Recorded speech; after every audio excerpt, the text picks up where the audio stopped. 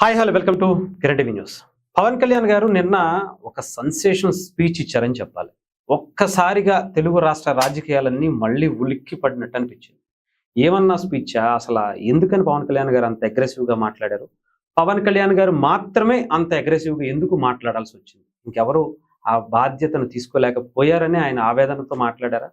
ఇవి ఒకసారి తెలుసుకునే ప్రయత్నం చేద్దాం. మనతో పాటు ప్రముఖ రాజకీయ సామాజిక విశ్లేషకులు చంద్ర శ్రీనివాస్ గారు ఉన్నారు. ఆయన అడుగు సార్. నమస్తే. నమస్కారం అండి. నిన్న మీరు పవన్ కళ్యాణ్ గారి స్పీచ్ చూస్తున్నారు. ఆయన అంత మాట్లాడినటువంటి అగ్రెసివ్నెస్ లో ఈవెన్ ఆయనలో కూడా బాధ ఉన్నట్టేమో అనిపించింది సార్. ఈవెన్ అంటే ఎందుకని ఆయన ఒక్కళ్ళే అంతలా మాట్లాడాల్సి వచ్చింది? మిగతా నాయకులు ఉన్నారు, ఒక స్ట్రాటజీ అనుకోవచ్చా, లేదా కావాలని ఏమన్నా పవన్ కళ్యాణ్ గారు మాట్లాడారంటారు? ఆయన త్రిశూల వ్యూహం అని చెప్పేసి తరచూ ఆయన చెప్తా ఉన్నాడు. అవును సార్, అవును సార్. దాంట్లో భాగం ఒకవైపు పార్టీ ప్రక్షాళన చేసుకుంటున్నాడు. 1-1 ఎమ్మెల్యేలతో సమావేశం ఏర్పాటు చేసుకొని పార్టీని బతికించుకొని 2029కి మరిన్ని స్థానాలు పొడి చేయడానికి సంసిద్ధమయ్యాడు. ఇంకోవైపు తనకున్న పాత్ర, తనకున్న శాఖలు, పంచాయతీరాజ్ కావచ్చు, గ్రామీణాభివృద్ధి కావచ్చు, గ్రామీణ రూరల్ వాటర్ సప్లై కావచ్చు, ఇలాంటి అడవులు కావచ్చు, తర్వాత సైన్స్ అండ్ టెక్నాలజీ కావచ్చు, అన్ని శాఖలకు అన్ని తీసుకొస్తే గ్రామీణాభివృద్ధి 23వ ప్లేస్ నుంచి ఫస్ట్ ప్లేస్ తీసుకొచ్చారు. అంతే కదా, గ్రామ సభలు పెట్టి వరల్డ్ రికార్డ్ సాధించాడు. అంటే ఒకవైపు మంత్రి మండలికి డిప్యూటీ సీఎంగా సక్సెస్ఫుల్ పర్సన్, రెండో వైపు పార్టీని ప్రక్షాళన చేసుకున్నారు. మూడోది ఏంటి? ఈ కూటమి ధర్మం చేయాలి. ఈ కూటమి కట్టింది ఎవరు? పవన్ కళ్యాణ్ గారు. మోదీ గారిని ఒప్పించింది ఎవరు? అన్కండిషనల్ గా 55 రోజులు చంద్రబాబు నాయుడు గారు జైల్లో ఉన్నప్పుడు సపోర్ట్ చేసింది ఎవరు?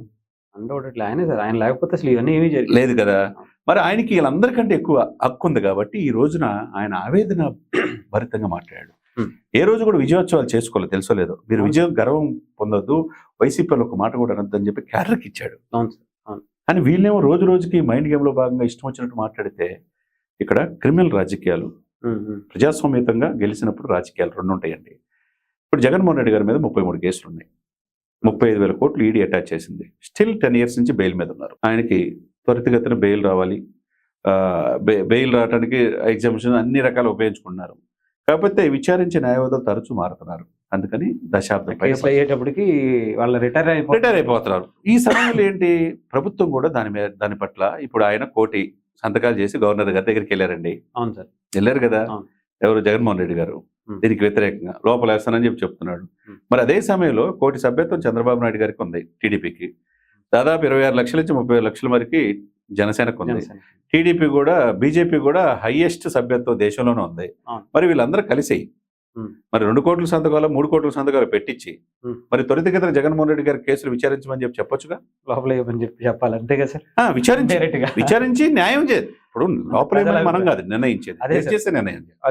ఇంత ప్రొలాగ్ చేయకుండా చట్టంలో ఉన్న రుసుముని ఆసరాగా తీసుకొని, అంటే ఇప్పుడు ఏంటంటే, ఇప్పుడు నేను నా నేర చరిత్ర నన్ను ఏం చేయలేదు, కోర్టులు ఏం చేయలేవు, దశాబ్దాల తరబడి కోర్టులో ఇలాగే ఉంటాయి అనే ఇదితో ఇప్పుడు పెట్టుబడులు పెట్టే వాళ్ళు కూడా బ్లాక్మెయిల్ చేస్తూ ఉంటే, బెదిరిస్తూ ఉంటే, మరి పవన్ కళ్యాణ్ గారు అంటే ఒక వ్యక్తే నా ప్రాణం పోతే పోయింది, పోయేలోపు మీ చేతి రాతలు, మీ గీతలు మొత్తం తీసి వదిలిపెడతాను, తాటాకు చప్పులకి నేనేం భయపడను అని చెప్పేసి ఆయన అంటున్నాడు. ఆయన ఎందుకనాలా? చంద్రబాబు నాయుడు గారిది బాధ్యత ఉందిగా, పవన్ కళ్యాణ్ గారిది, అది లోకేష్ బాబుది బాధ్యత ఉందిగా, మిగతా టీడీపీలో సీనియర్లు కూడా బాధ్యత ఉందిగా. ఈయన ఎందుకు సెంటర్ అవ్వాలి? పెద్దిరెడ్డి రామచంద్రారెడ్డి ల్యాండ్స్ విషయంలో ఈయనే సెంటర్ అవ్వాలి, లేదా దూరంపూడి చంద్రశేఖర్ రెడ్డి విషయంలో ఈయనే సెంటర్ అవ్వాలి. ఇప్పుడు జగన్మోహన్ రెడ్డి గారు మాట్లాడగా ఏమంటే పేరు నానిలు, లేకపోతే రోజాలు, వీళ్ళంతా వాయిద్య బంధం అంతా వస్తూ ఉంటది ఈయన బాటలో పయనించడానికి. ఈయన నెగిటివ్ అవ్వాలి, ఈయన నెగిటివ్ అవ్వాలి. అది కాదు కదా, కరెక్ట్ కాదు కదా. కూటమి ధర్మం అంటే ముగ్గురు ఒకే మాట, ఒకే బాటకు ఉండాలండి. 2 సంవత్సరాలు అంటే ఇప్పుడు వాళ్ళంతా అగ్రెసివ్గా వెళ్తున్నప్పుడు ప్రధాన ప్రతిపక్షం లేకుండా ఆ హోదా కోల్పోయారు. హోదా ఇవ్వమంటే ఇవ్వట్ల కోర్టుకి వెళ్ళినా కానీ, హోదా ఇస్తేనే మేము వస్తామంటున్నారు. అసెంబ్లీకి కూడా రాకుండా బయట జనంలో ఈ కూటమిని విచ్ఛిన్నం చేయడానికి రకరకాలుగా మైండ్ గేమ్ ఆడి, ఇది పోతుంది, మేము త్వరలో వస్తే అందరిని తాట తీస్తాం అన్నట్టు మాట్లాడుతూ ఉంటే, మరి ఇప్పుడు అధికారంలో ఉండి ఏం చేస్తున్నట్టు వీళ్ళు మరీ ఏంటంటే, మనం కక్షపూరిత కాకుండా లీగల్కి వెళ్దాం అని చెప్పేసి బాగా డ్రాగన్ చేస్తున్నట్టుగా కనపడతా ఉంది. ఒక్కడే సెంటర్ అవుతుంది ఎవరు? పవన్ కళ్యాణ్ గారు. ఇప్పుడు పవన్ కళ్యాణ్ ఎందుకంటే సెంటర్ అయినా ఏంటంటే, నాకు పోయేదేం లేదు, ఊడేది లేదు, పోయేది లేదు, నాకు పదవి అమోహం లేదు, నాకు ఏ కాంట్రాక్ట్లు అవసరం లేదు, దేశ ప్రధాని మోదీ గారి దగ్గరికే నేను స్వయంగా వెళ్ళి రాష్ట్ర సమస్యల గురించి అడిగాను, జల్ జీవన్ మిషన్లు కూడా 3060 కోట్లు ఆగిపోతే నేను గత సంవత్సరం చేయలేని పోయి రిక్వెస్ట్ చేసి నేను చంద్రబాబు నాయుడు గారు తీసుకొచ్చాం, దీనివల్ల 65 లక్షల మంది బెనిఫిట్ వస్తుందని చెప్తున్నాడు. మరి ఎందుకు చేయలేరు? రాష్ట్రం విడిపోయినప్పుడు అదే ఆవేదన వ్యక్తం చేశాడు, ఒక ఎంపీ కూడా మాట్లాడలేదని. ఎక్కడో కొండగొట్ట ఆంజనేయ స్వామికి 35 కోట్లు నేను తీసుకొచ్చాను. ఆదిలాబాద్లో గిరిజనులకి సొంత డబ్బులు పెట్టి వాళ్ళకి వాటర్ ఫెసిలిటీ కల్పించా. నాకు రాష్ట్రాలు కాదు, ఈ దేశం సౌభాగ్యం ముఖ్యం, ఈ రాష్ట్రాల ప్రజలు ముఖ్యం అని చెప్పి ఆయన మాట్లాడుతున్నప్పుడు డెఫినెట్గా టీడీపీ క్యాడర్లో కూడా బయటికి రావాలి. దీని మీద సంయుక్తంగా ప్రెస్ పెట్టి పెట్టాలి. అంటే ఇక్కడ మీరు చూస్తే సార్, పవన్ కళ్యాణ్ గారు ఆయనను తిట్టినా ఏమనలా, ఆయన పార్టీని తిట్టినా ఏమనలా, ఆయన పార్టీ సరిగ్గా పనిచేయట్లేదు, అసలు నువ్వు నిన్న కూడా చెప్పారు, మీ పార్టీని అమ్మేసుకున్నావు, అది అమ్ముకున్నావు, ఏమి అనుకున్నా బాధపడలేదు. కానీ రాష్ట్రానికి సంబంధించినటువంటి పెట్టుబడిదారులని ఒక్క మాట అనగానే ఇంత అగ్రెసివ్నెస్ ఎందుకు వచ్చింది సార్? అంటే మరి 5 సంవత్సరాల నుంచి అది జరగలేదు కదా, భయపడి వెళ్ళిపోయారు కదా సార్. ఇప్పుడు వస్తున్నారు కదా, భయపడి వెళ్ళిపోయిన వాళ్ళని వీళ్ళే నమ్మకంతో, నాకన్నా పెట్టుబడులు వచ్చే వాళ్ళని. అవును, చంద్రబాబు నాయుడు గారు పవన్ కళ్యాణ్ గారికి నమ్మకం ఏంటి? పెట్టుబడులు వస్తే ఉపాధి కల్పిస్తారు, మిగతా అవస్థాపన సౌకర్యాలు, అనుబంధ సమస్యలు కూడా ఉంటాయి, వలసలు ఆగిపోతాయి. ఉత్తరాంధ్ర నుంచి వలసలు, రాయలసీమ నుంచి వలసలు, ఎక్కడో కువైట్ వెళ్ళి, ఎక్కడో మిగతా రాష్ట్రాలు వెళ్ళి, బీహార్ వెళ్ళి పని చేయాల్సిన దౌర్భాగ్య పరిస్థితి ఎందుకండి? మన రాష్ట్రంలో తీర ప్రాంతం ఉంది, గుజరాత్ తర్వాత 954 కిలోమీటర్లు. ఆ తీర ప్రాంతం యూటిలైజ్ చేసుకొని ఫుడ్ ప్రాసెసింగ్ యూనిట్స్ వస్తే టూరిజం డెవలప్మెంట్, అక్కడ గోదావరి ప్రాజెక్ట్ తీసుకొచ్చాడు 140 కోట్లతో. అది తీసుకొచ్చి హోటల్ ఇండస్ట్రీ వస్తుంది, బోటింగ్ పెట్టచ్చు, సస్యశ్యామలంగా ఉన్న గోదావరి జిల్లా, కేరళ లాంటి టూరిజం డెవలప్ చేయొచ్చు. మరి ఎన్ని చేసుకునే అవకాశం ఉంది. తలకోర లాంటి రిజర్వ్ ఫారెస్ట్ కేంద్రాలు ఉన్నాయి, ఇటువంటి ఫారెస్ట్ను ఉపయోగించుకోవచ్చు, ఇటువంటి సముద్ర తీర ప్రాంతం ఉపయోగించుకోవచ్చు, షూటింగ్లు చేసుకోవచ్చు. ఇవన్నీ చేసుకోవడానికి వచ్చే వాళ్ళని బెదిరిస్తాం, లోపలేస్తామని చెప్పడం కరెక్ట్ కాదని ఆయన ఆవేదన అండి. ఆ ఆవేదనలో నుంచి వచ్చింది ఆయన మాటలు తప్పితే ఆయనది ఏమాత్రం తప్పు లేదని చెప్పి పెద్ద పెద్ద ప్రముఖ విశ్లేషకులతో సహా చాలా మంది చెప్తున్న మాట. నిన్న ఒక్క స్పీచ్ తో మాత్రం మొత్తం టర్న్ అయింది రాజకీయాలు.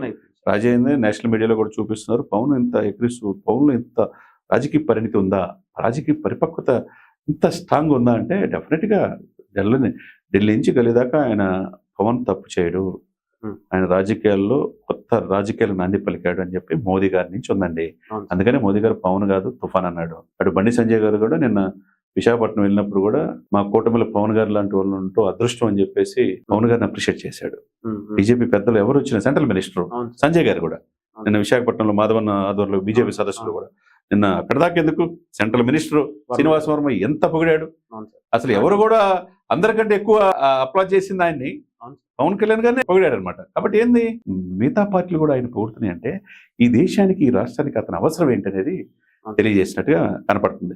కాబట్టి పవన్ కళ్యాణ్ గారు ఏదైతే పెట్టుబడులు పెడతానికి వాళ్ళకి భయం అనేది లేకుండా పరిశ్రమలు పెడితే 100 కోట్లు 1000 కోట్లు పెట్టుబడులు పెడతానికి వస్తారు సార్.